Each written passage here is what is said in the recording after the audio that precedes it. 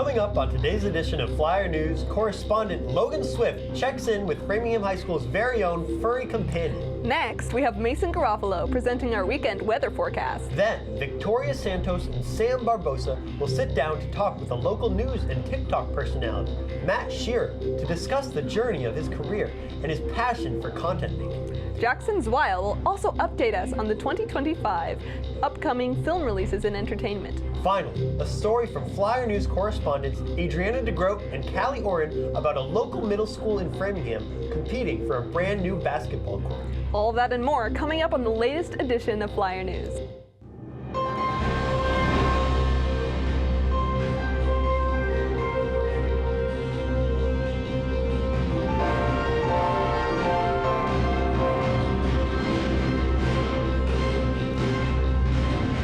Good morning, Flyers. Today is day one with periods running A, B, C, D, E. From Flyer News, I'm Ben DeGroat. And I'm Esther Elbel. Dogs have always been the perfect companion for a human, but for some, they are crucial for everyday activities. Service dogs have been used for centuries to help with physical and mental disabilities. Framingham High School even has its very own service dog, Nala, who helps students complete their schoolwork and get through the day. Flyer News correspondent Logan Swift recently had a conversation with Mr. Goldschmidt, Resiliency for Life coordinator and Nala's best friend. Walking around the halls of FHS, you may have seen a happy four-legged animal. You even may have seen her walking around with her best pal. But you'll likely find her sleeping in her very own dog bed. Meet Nala, Framingham High School's very own service dog. Nala has been a crucial part of everyone's day at FHS, her happy wagging tail and always ready to greet you. I was lucky enough to sit down and have an interview with her. Although she didn't have much to say, Mr. Goldschmidt, Framingham High School's Resilience for Life program coordinator, had plenty to tell us about our furry friend. My name is Mr. Goldschmidt, and I'm the coordinator and teacher for the Resiliency for Life program. So we're a program that supports about 50 students in grades 9 through 12 here at FHS. And typically these students tend to struggle academically because they have emotional challenges. So we see a lot of anxiety, sometimes depression, or some of our students have gone through some traumas that kind of weigh them down a little bit. So I'm the academic side of the program, along with Ms. Regalato, our academic monitor. And we also have Ms. Greenberg, a social worker who supports our students with their emotional struggles. So Nala has been at FHS since the spring of 2018. And I got her from an organization called NEADS. It's an acronym, N-E-A-D-S. And they're located out in Princeton, Massachusetts, so near Worcester, near Mount Wachusett. Since its establishment in 1976, NEADS, or the National Education for Assistant Dog Services, has trained nearly 1,900 dogs. These specially trained dogs have helped many people with physical and mental disabilities become independent, as well as people who are deaf, have PTSD, or autism. The dogs are also perfect in public settings such as hospitals, courthouses, and schools. The other thing most people don't realize is that Nala was trained for over 2 years in a prison, and I've had the opportunity to go there twice with her. Once when I first finished my training, so I went to the NEADS campus for a week, April vacation of 2018, when I first met her and learned to work with her. And then right after that, I went to the prison where she was trained by the inmates, and it was just a mind-blowing experience. Like, these guys are so committed to this work, and they teach her all these rote skills, like the light switch, down, sit, stay, up, jump, so she knows all these commands that she learned in the prison. And then every Friday afternoon, puppy raisers, people and the volunteers from the community would go to the prison lobby. The guards would walk the dog out, and they would take the dog from Friday afternoon till Sunday afternoon, and they would work on skills that she couldn't learn in a prison. Going in stores and Dunkin' Donuts and going to kids' soccer games. So these dogs by the time they're handed over to the client like me, they've been through every conceivable variation of people and crowds and different modes of transportation and things like that. Mr. Goldschmidt was nice enough to show us some of the skills that Nala has learned from NEADS. Nala, left.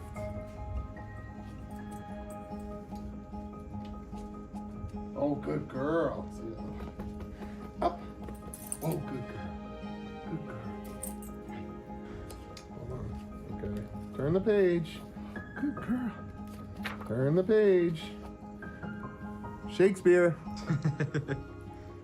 Mr. Goldschmidt had one more thing that he wanted to share with the Framingham High School community. Always, if you want to pet the dog or learn more about the dog, just take a look at the vest first. Some people say, you know, please do not disturb because they're working dogs. But it is always a good idea to just ask if it's okay to pet a service dog. If someone sees me out and about with Nala walking with a student, there's probably a reason why we're taking a walk. So it's probably best if, you know, usually I can tell if their eyes light up, I'll usually go over and say, oh, do you want to pet her? I'll do it more proactively, but I think it's always just good common sense and courtesy to ask first. Nala, tell me a secret. Tell me a secret. Oh, she loves Flyer News. From Flyer News, my name is Logan Swift. Let's take it back to the desk. Earlier this week, we had our first major snowfall of 2025. Temperatures are all over the place, and seniors have yet to see their first snow day, something I'm quite disappointed in. Flyer News meteorologist Mason Garofalo is here to let us know what could be expected, and if that first snow day could be in the forecast. Morning Flyers, and welcome back to this midweek's weather update. I'm your host, Mason Garofalo. Taking a look outside, currently there's snow on the ground with temperatures ranging from 10 to 15 degrees and in the highs of the low 30s. Looking back at last week, Sunday night, we got hit pretty light with about 5 inches of snow. But what's interesting about that is that snow got down all the way to Florida, with some parts of Florida getting up to 9.8 inches of snow. This is reminiscent of the 2013 snowstorm that hit this area pretty hard as well. Moving on to the weekend, Saturday is predicted to be partly cloudy with a high of 27 and a low of 21. Sunday is also supposed to be partly cloudy with a high of 36 and a low of 20. And to get prepared for next week, we will have more partly cloudy skies, with Monday having a high of 27 and a low of 20 again. That's all for this week's weather update. I'm your host, Mason Garofalo, and let's send it back to Esther. The recent TikTok flip-flop has left thousands of creators deplatformed and endless scrollers searching elsewhere for their content and information. Luckily for them, we at Flyer News will continue providing updated news stories and entertainment. With a little guidance from local TikTok personality, WBZ News reporter Matt Shearer, Flyer News correspondents Sam Barbosa and Victoria Santos recently sat down with him to discuss the future of digital media. Good morning, Flyers. Today we're here with the one and the only WZB radio interviewer, Matt Shearer. Hey! Hi, Matt. It's great to have you. Yeah, thanks for having me. It's awesome to be here. Right down the street in my own neighborhood. Yeah, it's crazy. It's local. So. I know. I don't know if anyone knows this, but I have met both of you before. Yes. When I was doing a story in Framingham, I needed some reaction from people on the street, and I started interviewing, and you, Victoria, recognized me right away. Yes, I do remember that. Matt Shearer! Yes! Oh my God, wait! This is Matt Shearer, oh my God! I unfortunately didn't recognize you at first. Do you know who I am? No. What inspired you to start going into journalism? You know, it was mostly the pandemic, because before, for a long time, I had been working as a talk or a radio producer. So I worked at a talk station. I worked at a top 40 station for a long time. You may remember the old AMP radio on 103.3. Yes. Yes, the TJ show was the morning show. I was their producer. They called me Producer Matt, and I would go out on the street and do No little bits. way, that was You're making you? connections. That was me. I would listen, sorry, but I would listen to that all the time every morning when going to school. That's Awesome. crazy. Thank you. I know. I love hearing stories like that. People who are like now adults or close to being adults tell me, I grew up listening to you on the radio. That's crazy. Yeah. So that station, I was there for 7 years, and then the pandemic happened, and it was a tough time to be in radio. I mean, people weren't in their cars listening, so there was that problem. And then there was the problem that the advertisers didn't have a lot of money to be spending on advertisements, so there was no money coming in, no one listening. And a few months later, I get a call from WBZ, one of the stations that was hiring in the pandemic. And if you think about it, it makes sense, because 2020 was a pandemic and an election year. People were still tuning into BZ to get information about both of those big things. So they said, we're hiring a reporter. Do you want to come to? Oh my gosh, I've never been a reporter before. I don't, I watch TV. I know what reporters look like, but I don't know if I can do that. They convinced me that they were looking for somebody who could think about journalism a little different. Somebody who wasn't just going to be your typical reporter who sounds like every other reporter, acts like every other reporter. And I'm like, okay, I'm sold. This is what I do. I'm a creative-minded person. So I'm really glad I took this job. It's been the best job I've ever had. I get to go every day. I'm in a different town, meeting different people. You know, I'm not stuck in one office in a small cubicle with the same coworkers every day. It's like I'm out and I explore, and I love that. It's fantastic. That's awesome. Yeah. You stated, so speaking of, you know, going to video and during the pandemic and stuff in WBZ radio, you said you were reluctant at first. Yeah. What made you less reluctant to go into video editing and, you know, going out there and put your face to social media and stuff? Yeah, so when my boss came to me and said, we want you to start doing TikToks, I was like, man, I put so much time and effort into these little audio pieces that I'm doing for the radio. I don't know how I'm gonna be able to add any more time to my day to be making videos, but I was like, you know what, I'm gonna make this as easy for myself as possible and as least cringy as possible. But what we already do on the radio, I realized, is tell compelling stories in 45 seconds or less. Let's just take those exact stories that we're doing on the radio, find a way to add a visual element to it, and just put it out there and see what happens. So that's exactly what I did. I took my radio packages, slapped some B-roll on top of it, put it out on the internet, and you know, they weren't the most engaging, exciting videos at first, but I started to see the numbers going up, you know, 1,000, 10,000, 100,000, and then eventually finally hit that first video with 1 million views, and I was like, okay, we've got something here.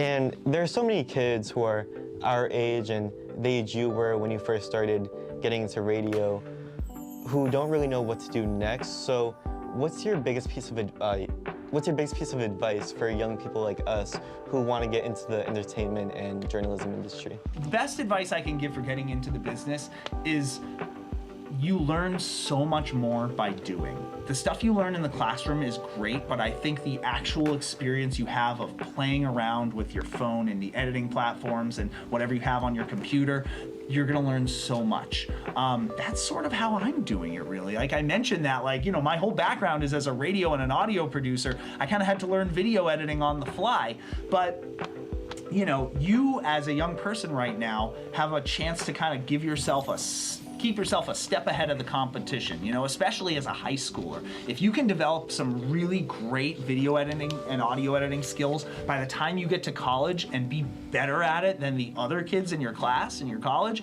you're gonna be the one that gets the internship first. You're gonna be the one that gets the job first. Always try to stay a step ahead in that way.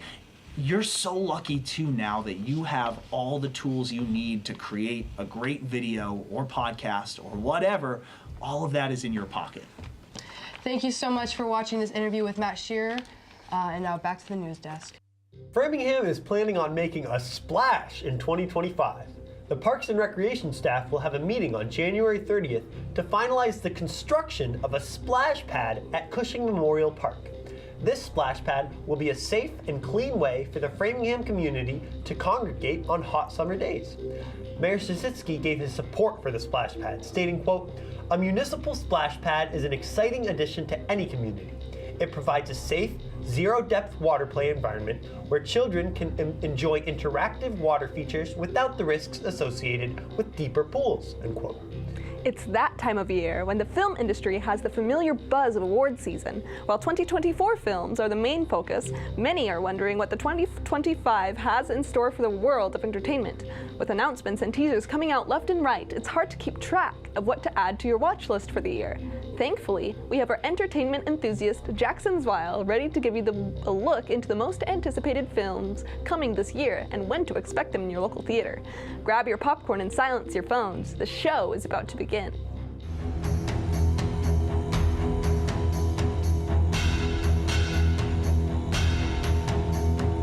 Hi there, hello. My name is Jackson Zweil, and welcome to Entertainment. Today, I'm going to be going through the most anticipated films of 2025. Let's get right into it. First up, we have Captain America: Brave New World, starring Anthony Mackie and Harrison Ford, who takes over the role of Thaddeus Ross from William Hurt. Brave New World releases on February 14th. Next, Bong Joon-ho's follow-up to his Best Picture-winning Parasite, titled Mickey 17. Based on the 2022 novel Mickey 7 by Edward Ashton, the sci-fi black comedy stars Robert Pattinson. Mickey 17 releases on March 7th. Later in March, we have Disney's Snow White live-action remake, starring Rachel Zegler as the titular character and Gal Gadot as the evil queen. The film has already drummed up a considerable amount of controversy. Snow White releases March 31st. Yet another film that has had its fair share of controversy, we have a Minecraft movie. Based on the popular video game, the film stars Jack Black, Jason Momoa, Jennifer Coolidge, Danielle Brooks, and more. A Minecraft movie releases April 4th. Next up, we have Sinners. Written and directed by Black Panther's Ryan Coogler, the film stars Michael B. Jordan and Haley Steinfeld. Sinners releases on April 18th. The second film of the Marvel Cinematic Universe on this list, we have Thunderbolts. The film will feature an ensemble cast that includes the likes of Florence Pugh, David Harbour, Sebastian Stan, Julia Louis-Dreyfus, and more. Thunderbolts releases May 2nd. And now for the second Disney live-action remake on our list, Lilo and Stitch. Our remake of the 2002 animated film of the same name. The remake will be directed by Marcel Lachelle with Shoes On director Dean Fletcher Camp. Lilo and Stitch releases May 23rd. Next, we have what may be the final film in its franchise, Mission Impossible: The Final Reckoning. The 8th film in the series, and a direct follow-up to 2023's Dead Reckoning Part 1, the movie will star many familiar faces. Mission Impossible: The Final Reckoning releases May 23rd. Next up, we have Karate Kid Legends. Starring franchise veterans Jackie Chan and Ralph Macchio, Legends will merge the original Karate Kid continuity, which includes Netflix's Cobra Kai, with that of the 2010 remake, of which Chan starred. Karate Kid Legends releases May 30th. Next, we have the John Wick spin-off Ballerina. Starring Ana de Armas, the film takes place in between John Wick Chapter 3 and Chapter 4. Ballerina releases June 6th. Next up, we have Pixar's Elio. The studio's first original film since 2023's Elemental, Elio releases June 13th. This brings us to the third live-action remake on the list, though this one is from DreamWorks rather than Disney. How to Train Your Dragon will seemingly follow the same story as the 2010 original animated film. How to Train Your Dragon releases June 13th. Next up, we have F1, starring Brad Pitt. Directed by Tron Legacy and Top Gun Maverick's Joseph Kosinski, the film was shot during actual F1 Grand Prix weekends. F1 releases June 17th.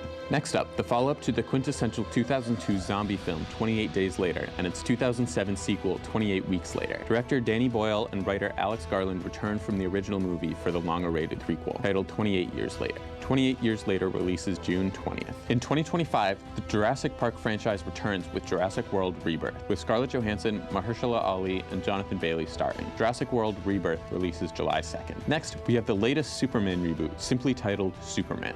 Launching the new DC universe, DC Studios CEO James Gunn writes, directs, and produces the film, which stars David Corenswet, Rachel Brosnahan, and Nicholas Hoult. Superman releases July 11th. The third and final MCU film on our list, the reboot of the Fantastic Four franchise, titled The Fantastic Four: First Steps. The film stars Pedro Pascal, Vanessa Kirby, Evan Moss-Backrack, and Joseph Quinn. The Fantastic Four: First Steps releases July 25th. Another reboot, we have The Naked Gun. Co-written and directed by The Lonely Island's Akiva Schaffer, the film will see Liam Neeson play Frank Debrin Jr., who was originally played by Leslie Nielsen. The Naked Gun will be released on August 1st. Our next feature on the list is, as of now, still untitled. Written and directed and produced by beloved filmmaker Paul Thomas Anderson, the film will star Leonardo DiCaprio, Sean Penn, and more. PTA's untitled film releases August 8th. Jumping ahead to the fall, we have the Michael Jackson biopic, simply titled Michael. The film stars Jackson's nephew, Jafar Jackson, in the titular role, and Coleman Domingo as his father, Joe Jackson. Michael will be released October 3rd. Another legacy sequel, we have Tron Heirs. While it's been stuck in development for over a decade, the film will star Jared Leto, Evan Peters, Greta Lee, and more. Tron Heirs will release October 10th. Next up, we have the adaptation of Stephen King's sci-fi novel, The Running Man. Starring Glenn Powell and Katie O'Brien, the film is co-written and directed by Hot Fuzz's Edgar Wright. The Running Man releases November 7th. Next, we have Now You See Me 3. This threequel sees returning stars including Jesse Eisenberg, Woody Harrelson, Isla Fisher, Dave Franco, and Morgan Freeman, along with new cast members such as Justice Smith, The Holdovers' Dominic Sessa, Barbie's Ariana Greenblatt, and Rosamund Pike. Now You See Me 3 releases November 14th. Next, we have part 2 of the 2024 phenomenon Wicked, titled Wicked for Good. The film, which will adapt the second act of the Broadway musical, was filmed in conjunction with its predecessor. Wicked for Good releases November 21st. Lastly, we have James Cameron's Avatar: Fire and Ash. The third film in the Avatar series, the film features many returning cast members. Avatar: Fire and Ash releases December 19th. There are many films that were not yet mentioned. These include Dirty Dancing 2, The Russo Brothers' The Electric State, the Neon distributed The Life of Chuck, Megan 2.0, Laika's Wildwood, Seth Reese's A Big Bold Beautiful Journey, Jeremy Allen White's Bruce Springsteen biopic Deliver Me From Nowhere, Past Lives director Celine Song's Materialist, Guillermo del Toro's Frankenstein, and many, many more. That's all from me. This has been Entertainment. I'm Jackson Zweil. Let's take it back to the desk. Here in Framingham, local businesses are the lifeblood of our community. Since the pandemic, sadly, we've had to watch many of our local storefronts shut their doors. Robinson's Hardware, a Framingham staple known for its reasonable prices, just closed after 150 years of business. The closing of their Marlborough and Framingham locations signals a national trend in the closing of local businesses as consumers flock to big box stores. Let's support our local stores and keep our friends and neighbors in business. A local Framingham middle school basketball team has been given the opportunity of a lifetime. Not only do they get to take part in a fun competition with their fellow teammates, but they can also win a brand new basketball floor for their school. Walsh Middle School has begun a 6-week competition that is being run by the Boston Celtics in hopes of winning the brand new shiny floor. While competing, they'll be able to play with coaches, staff, and even players on the Celtics. We have our own sports analysts, Adriana DeGroat and Callie Auren, on the scene to give a better look at the competition. Welcome back, Flyers. I'm Adriana DeGroat. And I'm Callie Auren. We're here at one of the school gyms in Framingham, and some might say it could use a little refresh. Luckily, the Fit for a Cause partnership granted the students of Walsh Middle School the opportunity to compete for a new gym floor. As the reigning NBA champions, the Boston Celtics have always found ways to win on the court and ways to give back to the community off the court. This time, the Celtics have had the chance to do both, kicking off their Fit for a Cause partnership. This event was an amazing way to start off the competition that will continue the next 6 weeks in order to decide a winner. During the duration of the competition, schools will meet weekly over Zoom to complete workouts that can earn points for them towards the grand prize. So my name is Devin Ferlin. I'm a manager on the partner development team here at the Celtics. So I manage the day-to-day relationship with Boston Scientific. We say here that we're about two things, and that's winning basketball games and impacting kids and families in the community. It's what we strive for. We're the #1 community team in the NBA, and we like to show it. It's just really nice. We have so many different surrounding communities here in Massachusetts and around Boston. Any way that we can touch them, become involved, and show them that the Celtics are providing that support. It's really important to us. So to come into my local gym, if I was a youth like this, and have it be brand new, but also have my favorite sports team everywhere all over it, that'd be amazing. Just to have those facilities is a huge help, and to be in a gym where you feel confident and comfortable and excited to be there every day, that there's nothing that can match that. At the event, students were able to talk with a current member of the Boston Celtics, 6'7" center forward Xavier Tillman. As a young kid, this gym would have probably meant everything to me. It would have probably felt like that I'm one step closer to my dream of playing in the NBA. And even if I'm 10 years old, 12 years old, whatever, just getting a chance to be in here and understand what it takes to be able to come here, it's pretty awesome. Not only were they able to talk with the players, they were also able to play games with them. Students were also able to use some of their high-tech equipment used by current players to test their vertical jump, speed, and reaction time. We'll be keeping tabs on this story over the next 6 weeks as the Walsh Middle School students work their hearts out for their new gym floor. We're wishing Walsh the best of luck. I'm Adriana DeGroat. And I'm Callie Auren. Sports out! That is all for today's episode of Flyer News. You can rewatch this and other broadcasts again on our YouTube channel or the FEC TV tab on our school's website. And while you're at it, don't forget to check us out on Instagram at Framingham High Studios. From Flyer News, I'm Esther Elbel. And I'm Ben DeGroat. Have a fantastic Friday, Flyers.